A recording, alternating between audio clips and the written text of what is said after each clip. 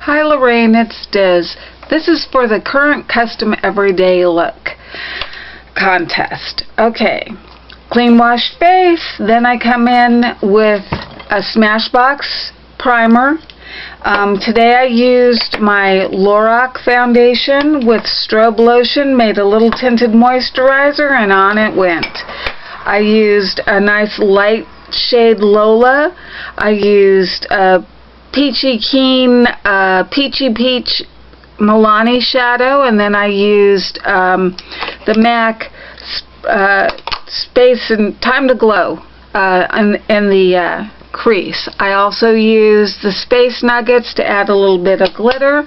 Then I did a liner of black liquid liner with the Urban Decay liquid liner. I then I use it as a placement line for my false eyelashes, which are Ardell Runway Claudia's, and I wear false eyelashes every day. I put those on, then I used Dip Down Brown fluid line for my liner.